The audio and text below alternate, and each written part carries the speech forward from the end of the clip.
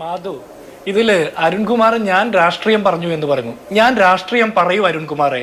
എനിക്കുമുണ്ട് ഒരു 6 വയസ്സായ കുട്ടി. എന്റെ കുട്ടി ആൺകുട്ടിയാണെന്നുള്ളൊരു വ്യത്യാസം മാത്രമേ ഉള്ളൂ. ഇതുപോലെയുള്ള കുട്ടികൾക്കൊക്കെ ഈ വിധി വരുമ്പോൾ ഇതിനെതിരെ നടപടി സ്വീകരിക്കേണ്ട ആളുകൾ സ്വീകരിക്കാതെ ഈ പാവപ്പെട്ട മനുഷ്യരുടെ കരച്ചില് ചങ്കുപൊട്ടിയുള്ള വിലാപങ്ങൾ അത്തരം ബദിരകരണങ്ങളിൽ തട്ടിയിട്ടും കേൾക്കാതെ പോകുമ്പോൾ എന്നെ പോലുള്ള ആളുകൾ ഇടപെടും, സംസാരിക്കും. അത് രാഷ്ട്രീയമാണെന്ന് തോന്നുമെങ്കിൽ അത് താങ്കളുടെ അല്പത്തരമാണ്. ഇനി ഞാൻ ഒരൊറ്റ കാര്യം ഇനി ഞാൻ പറയട്ടെ അരുൺകുമാർ, ഞാൻ പറഞ്ഞു പൂർത്തിയാക്കട്ടെ. ഞാൻ പറയട്ടെ, ഇനി താങ്കൾ ഇടപെടരുത്. താങ്കളോട് ബഹുമാനം നിലനിർത്തിക്കൊണ്ട് പറയാം, ഇടപെടരുത്. ഞാൻ പറയട്ടെ എന്ന് പറഞ്ഞ് പൂർത്തിയാക്കാൻ സമ്മതിക്കൂ. ആ ഒരു മര്യാദ കാണിക്കൂ. ഞാനൊരു കാര്യം ചോദിക്കട്ടെ. താങ്കൾ ആലുവ കേസിനെ കുറിച്ച് പറഞ്ഞല്ലോ, 100 ദിവസം കൊണ്ട് വിചാരണ നടത്തി തീർപ്പ് കൽപ്പിച്ചു, വിധി പ്രഖ്യാപിച്ചു. അതിന്റെ നേട്ടം ആരാ അവകാശപ്പെട്ടത്? സർക്കാരും ആഭ്യന്തര വകുപ്പും അല്ലേ? അതിന്റെ നേട്ടം അവകാശപ്പെട്ടതാരാ? പോലീസ് ഉദ്യോഗസ്ഥരും പ്രോസിക്യൂഷനും അല്ലേ? നിങ്ങൾ ഗ്രൂപ്പ് ഫോട്ടോ വരയിട്ടല്ലോ, അന്വേഷണ ഉദ്യോഗസ്ഥരുടെ മികവ്, പ്രോസിക്യൂഷന്റെ മികവ് എന്ന്. അപ്പോൾ ഇവിടെ വീഴ്ച പറ്റിയാൽ അത് ആരുടെ വീഴ്ചയാണെന്ന് കൂടി പറയണ്ടേ അരുൺകുമാറെ? അത് സർക്കാരിന്റെ, ആഭ്യന്തര വകുപ്പിന്റെ, പോലീസിന്റെ, പ്രോസിക്യൂഷന്റെ വീഴ്ചയാണ്. ഇനി ഞാനൊരു കാര്യം പറയാം. ഇവിടെ സംശയത്തിന്റെ ആനുകൂല്യവും നീതിയുടെ പരിഗണനയൊക്കെ കൊടുക്കുന്ന പ്രതിക്കാണ്, ആ പാവപ്പെട്ട പെൺകുട്ടിക്കോ അവരുടെ കുടുംബത്തിനോ അല്ല. ഇവിടെ പ്രതി യുദ്ധം ജയിച്ച അർജുനനെ പോലെ പുറത്തു വന്ന് ചാനലുകൾക്ക് ഇന്റർവ്യൂ കൊടുക്കുന്നു. ആ പാവപ്പെട്ട പെൺകുട്ടിയുടെ പേരെന്താണെന്ന് പോലും നമുക്കിന്ന് പറയാൻ പറ്റാത്ത സാഹചര്യം കേരളത്തിലുണ്ട്. അപ്പോൾ ഞങ്ങൾ രാഷ്ട്രീയം പറയും. ഇവിടെ പ്രതിഭാഗം അഭിഭാഷകൻ പറയാ അയാൾ ഒരു ഡിവൈഎഫ്ഐ കാരനായതുകൊണ്ട് മാത്രമാണ് അയാളെ അങ്ങനെയല്ല. ഞങ്ങൾ കേരളത്തിലെ പോലീസിനും പറയാൻ പാടില്ല. അരുൺകുമാരൻ, ഞാനൊന്ന് ഒന്ന് നിർത്തുവോ? ഞാനൊന്ന് പറഞ്ഞോട്ടെ, പൂർത്തിയാക്കിക്കോട്ടെ.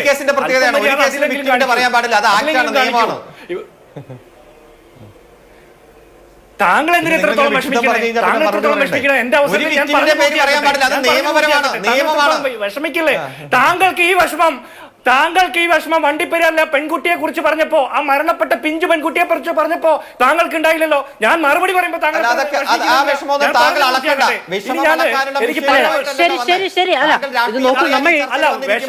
ഇത്തരം വിഷയങ്ങളിലെങ്കിലും പരസ്പരം വലിയ തർക്കത്തിലേക്ക് പോകാതിരിക്കുന്നതായിരിക്കും നന്നാവുക എന്ന് തോന്നുന്നു. മാധു, ഞാൻ പൂർത്തിയാക്കിക്കോട്ടെ. ഞാൻ പൂർത്തിയാക്കിക്കോട്ടെ.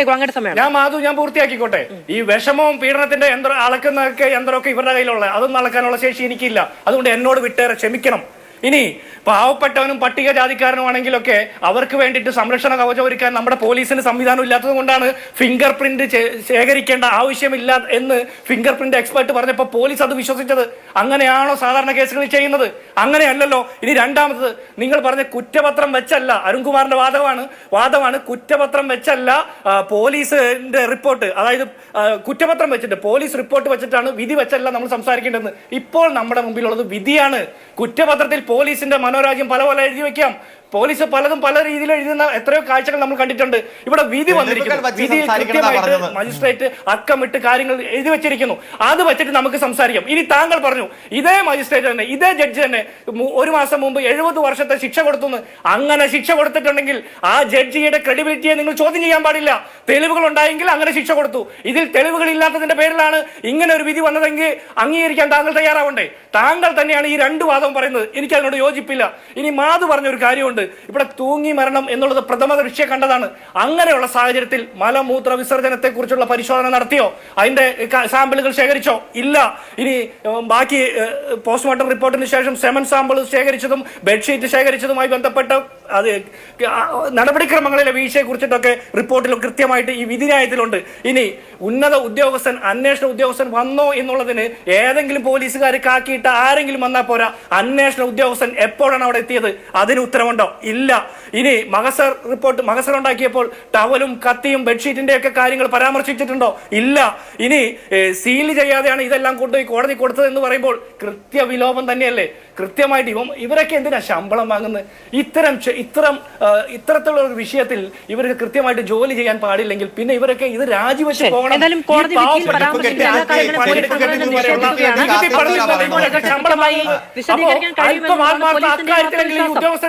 ശരി, വിധിയിൽ കോടതി വിമർശിച്ചിട്ടുണ്ട് എങ്കിൽ അതിൽ കൃത്യമായ നടപടിയും ഏറ്റവും ചുരുങ്ങിയതൊരു വിശദീകരണം ചോദിക്കണമെങ്കിലും സർക്കാരിന്റെ ഭാഗത്തുനിന്ന് ഉണ്ടാകേണ്ടതാണ്. മധു, ഈ കുഞ്ഞിന്റെ പിതാവിനെ പോലും നമ്മുടെ ഈ ചർച്ചയിൽ അദ്ദേഹത്തിന്റെ മുഖം പോലും കാണിക്കാതെയാണ് നമ്മൾ ഈ ചർച്ചയിൽ പങ്കെടുക്കുന്നത്. ആ കുഞ്ഞിന്റെ പേരെന്താണെന്ന് പോലും ചരിത്രത്തിൽ നിന്ന് വിസ്മരിക്കപ്പെടുന്ന ഒരു സാഹചര്യത്തിലേക്ക് പോയി. ഇതിൽ പ്രതി ചേർക്കപ്പെട്ട ആള് ഇന്ന് കേരളത്തിലെ ഒരു മുന്തിയ ചാനലിൽ നേരിട്ട് വന്ന് ചാനൽ അവതാരകനുമായിട്ട് സംസാരിക്കുന്ന ഒരു സാഹചര്യമുണ്ടായി. ഈ കുഞ്ഞ് ചെയ്ത തെറ്റെന്താ? ഇതിൽ പോലീസ് ആയിക്കൊള്ളട്ടെ, പ്രോസിക്യൂഷൻ ആയിക്കൊള്ളട്ടെ, കോടതി ആയിക്കൊള്ളട്ടെ, പ്രതിക്ക് നീതി ഉറപ്പാക്കാൻ വേണ്ടിയിട്ടാണ് പരമാവധി ശ്രമിച്ചിട്ടുള്ളതെന്നാണ് എൻ്റെ ഒരു നിരീക്ഷണം. ഈ മരണപ്പെട്ട ഈ 6 വയസ്സുകാരി കുഞ്ഞിന് നീതി ഉറപ്പാക്കാൻ വേണ്ടിയിട്ട് ആരാണ് ഇവിടെ പ്രയത്നിച്ചിട്ടുള്ളത് എന്നൊരു സംശയം എനിക്കുണ്ട്. ആ സംശയത്തിന് പൊതുസമൂഹത്തോട് ഉത്തരം പറയേണ്ടത് ഇവിടുത്തെ ആഭ്യന്തര വകുപ്പും പ്രോസിക്യൂഷനും പോലീസുമാണ്. ഇനി രണ്ടാമത്, ആ കുടുംബത്തിലെ അംഗങ്ങൾ, ആ കുട്ടിയുടെ അമ്മ, അച്ഛൻ, അവരെല്ലാം ഇന്നലെ ഇല്ലാതെ ചങ്ക് പൊട്ടി കരഞ്ഞില്ലേ? ആ കരച്ചിലൊക്കെ കേരളത്തിന്റെ ആഭ്യന്തര വകുപ്പിന്റെ ബധിരകരണങ്ങളിൽ പതിഞ്ഞത് എന്നുള്ളതിന്റെ തെളിവല്ലേ കേരളത്തിന്റെ മുഖ്യമന്ത്രി പറയുന്നത് ഈ വിധി അഭിമാനകരമല്ലെന്ന്? ആർക്ക് അഭിമാനകരമല്ലെന്നാ? കേരളത്തിന്റെ പൊതുസമൂഹത്തിന് അഭിമാനകരമല്ല, അതിലപ്പുറം ആഭ്യന്തര വകുപ്പിന് അഭിമാനകരമല്ല. അത് അഭിമാനകരമല്ല എന്ന് മുഖ്യമന്ത്രി ഒരു വാക്കിൽ പറഞ്ഞൊതുക്കിയാൽ പോരാ. പോലീസിന്റെയും പ്രോസിക്യൂഷന്റെയും പരാജയം എന്ന് കോടതി കൃത്യമായിട്ട് പറയുമ്പോൾ അതിന്റെ ഉത്തരവാദികൾ ഉത്തരം പറയാൻ ബാധ്യസ്ഥരാണ്. അതിനപ്പുറത്ത് ഈ തെളിവ് ശേഖരിക്കുന്നതിലും തുടർന്നുള്ള കാര്യങ്ങളിലും ശാസ്ത്രീയമായിട്ടുള്ള മറ്റു കാര്യങ്ങളിലേക്ക് കുറിച്ചിട്ട് നമ്മൾ അടുത്ത ഘട്ടത്തിൽ വരും. പക്ഷേ ഇതിൽ വീഴ്ച പറ്റിയ ആളുകൾക്കെതിരെ നമ്മൾ നടപടി സ്വീകരിക്കണ്ടേ? ഇന്ന് ഈ പ്രതി ചേർക്കപ്പെട്ട ഡിവൈഎഫ്ഐ പ്രവർത്തകൻ അർജുൻ എന്ന് പറഞ്ഞ ആള് പറയുന്നത് പോലീസ് അയാളെ മർദ്ദിച്ച് ഞാൻ കുറ്റം ചെയ്തു എന്ന് പറയിപ്പിക്കുന്നു, അയാൾക്കെതിരെ കൃത്രിമമായിട്ട് തെളിവുകൾ നിർമ്മിച്ചു എന്നാണ്. അങ്ങനെയെങ്കിൽ ആ പ്രതി പറഞ്ഞത് പ്രകാരമാണെങ്കിൽ കേരളത്തിലെ പോലീസ് സംവിധാനത്തിനെതിരെ നടപടി സ്വീകരിക്കണ്ടേ? ഇപ്പൊ ആര് പറഞ്ഞതാണ് സത്യമെന്ന് പൊതുസമൂഹം വിചാരിക്കേണ്ടത്? ആ കുഞ്ഞു മരണപ്പെട്ടു എന്നുള്ള കാര്യത്തിൽ സംശയമില്ല, അത് പീഡിപ്പിക്കപ്പെട്ടു എന്നുള്ള കാര്യത്തിൽ സംശയമില്ല, അതിനെ കൊന്ന് കെട്ടിത്തൂക്കിയതാണെന്നുള്ള കാര്യത്തിൽ കോടതിക്കും സംശയമില്ല, കൊല ചെയ്യപ്പെട്ടതാണെന്നുള്ള കാര്യത്തിലും സംശയമില്ല. ആര് കൊന്നു എന്നുള്ളതിന് ഉത്തരം പറയാൻ ഉത്തരവാദിത്തം ആർക്കാ ഉള്ളത്? പോലീസിനും പ്രോസിക്യൂഷനും അതിനപ്പുറം കോടതിക്കുമാണ്. ഈ 3 വിഭാഗം കൈമലർത്തുമ്പോൾ നമ്മൾ ആരോടാണ് ഇതൊക്കെ ചോദിക്കേണ്ടത്? ഇനി രണ്ടാമത്, കോൺഗ്രസ് എന്തുകൊണ്ട് ഇതിൽ പ്രതിഷേധിക്കുന്നു എന്ന് പറഞ്ഞാൽ, വാളയാറിലെ കാര്യം അല്പം മുമ്പ് ബഹുമാനീയനായ CR നീലകണ്ഠനോട് സൂചിപ്പിച്ചു. അക്കാര്യത്തിൽ അന്ന് ആ 2 പെൺകുട്ടികൾ മരണപ്പെടുന്ന സാഹചര്യത്തിലെടുത്ത അതേ അലംഭാവവും ലാഘവും തന്നെയാണ് ഈ കാര്യത്തിൽ വണ്ടിപ്പെരിയാറിലും എടുത്തിട്ടുള്ളത്, അട്ടപ്പാടിയിലെ മധുവിന്റെ മരണത്തിലും എടുത്തിട്ടുള്ളത്. ഇതൊന്നും നമുക്ക് പൊതുസമൂഹത്തിന് സംശയത്തിന്റെ കാര്യമൊന്നുമില്ല. കൃത്യമായിട്ട് പോലീസിന്റെ വീഴ്ച അത് വേണ്ടപ്പെട്ടവർക്ക് വേണ്ടി വീണു കൊടുക്കുന്നു അല്ലെങ്കിൽ വഴുതി കൊടുക്കുന്നു എന്ന് നമുക്ക് ഒരു ലേശം പോലും സംശയമില്ലാതെ പറയാവുന്ന രീതിയിലുള്ള വീഴ്ചയല്ലേ സംഭവിച്ചിരിക്കുന്നത്. പോലീസ് ഉദ്യോഗസ്ഥൻ ഈ കുട്ടിയുടെ പിതാവ് പറഞ്ഞതുപോലെ പോലീസ് സ്ഥലത്തെത്തി, ആ പോയിന്റ് എൻഡോഴ്സ് ചെയ്തുകൊണ്ടാണ് അരുൺകുമാറും സംസാരിച്ചത് പോലീസ് എത്തിയെന്ന്. പോലീസ് എന്ന് പറഞ്ഞാൽ ഇൻവെസ്റ്റിഗേഷൻ ഓഫീസറാണ് അവിടെ എത്തിയത്. അന്നേ ദിവസം അവിടെ എത്തിയത്. പോലീസ് എന്ന് പറഞ്ഞാൽ കാക്കി ഉടുപ്പിട്ട് ചെല്ലുന്ന ആരും പോലീസാണ് സാധാരണ മനുഷ്യരുടെ മുമ്പിൽ. ഇൻവെസ്റ്റിഗേഷൻ ഓഫീസർ എപ്പോഴാണ് അവിടെ എത്തിയത്? ആ കാര്യത്തിൽ നമുക്ക് കൃത്യമായിട്ട് മറുപടിയില്ല. പിന്നെ ഈ കാര്യങ്ങളൊക്കെ നിരത്തി വെച്ചിട്ട് ഇതിൽ നമുക്ക് അനുകൂലമായിട്ടുള്ള ഈ കുട്ടിക്ക് നീതി ലഭിക്കുന്ന രീതിയിലുള്ള വിധി ഉണ്ടാകുമെന്നാണ് പ്രതീക്ഷിച്ചത് എന്നാണ് അരുൺകുമാർ പറയുന്നത്. പ്രതീക്ഷിച്ച പോരാ, പോലീസും പ്രോസിക്യൂഷനും കൃത്യമായിട്ട് പണിയെടുക്കണം. ശിശുക്ഷേമ സമിതിയും അല്ലെങ്കിൽ ബാലാവകാശ കമ്മീഷനും ഒക്കെ ഇത്തരം കേസുകളിൽ അവരുടെ നിരീക്ഷണം കൂടി ഉണ്ടാകണമെന്ന് വ്യവസ്ഥ. അവർ ഇക്കാര്യത്തിൽ എന്ത് നിരീക്ഷണമാണ് നടത്തിയിട്ടുള്ളത്? ഈ പാവപ്പെട്ട കുട്ടി, അവർ പാർശ്വവൽക്കരിക്കപ്പെട്ടവരാണ്, പാവപ്പെട്ടവരാണ്.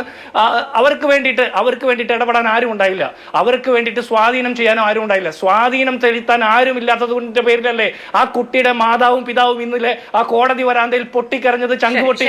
അല്ലെങ്കിൽ ഇത് ഏതെങ്കിലും മറ്റ് സ്വാധീന ശക്തികൾക്ക് ആളുകളായിരുന്നെങ്കിൽ അങ്ങനെ ഉണ്ടാകുമായിരുന്നു.